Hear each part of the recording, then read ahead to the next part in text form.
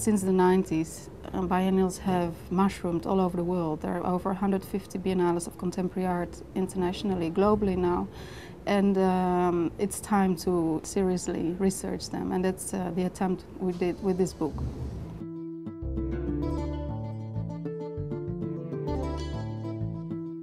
The Biennial Reader is an anthology on the global biennial phenomenon. It's the first handbook really on this topic, which is odd because biennials exist for over 100 years, but so far there wasn't still a real reference resource on this topic which really researches what is a biennial and also goes into the history of the biennale, which starts with, as everybody knows, in Venice.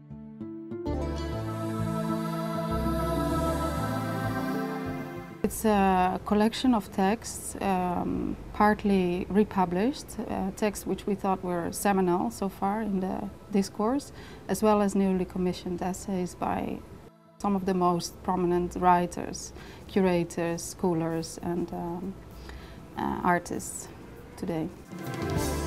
The structure of the book, there's a whole cluster of texts that go into the origins of the Biennale, which, as most scholars agree, go back into the world exhibitions, the Exposition Universelle, which led to the initiative of the Venice Biennale, which was based on national representation. So there is a whole bunch of texts that go into this history, which is still contested, which many academics still don't agree exactly about, which is interesting.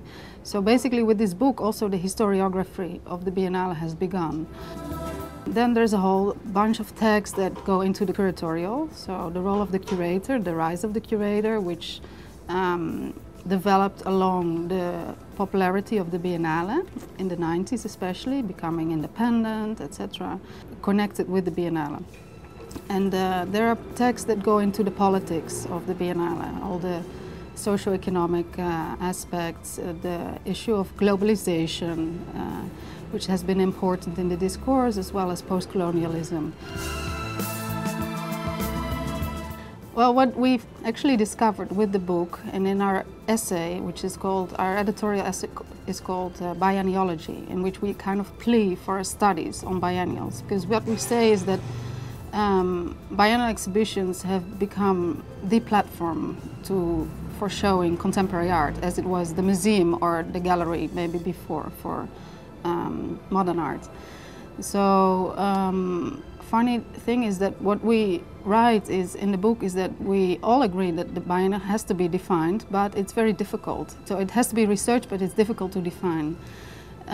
Why? Because the biennial expresses itself in very different forms and models all over the world. A biennial in Palestine, the Rio Biennale, is uncomparable in terms of how it functions, how it shows itself as a biennial in Sao Paulo, or biennials that have taken place in Africa, for instance. So, of course, there are common factors which define the Biennale, but the diversity and hybridity in the field is enormous. The Biennial Reader will be officially launched at Art Basel Miami Beach on 5 December as part of the official program of the fair. The book is published by Hachikans, a well-known German art distributor, and can be ordered from their website. And you could order it already at Amazon. Important to mention is the book is co-edited with two dear colleagues, Elena Filipovic and Solveig Øvstebo.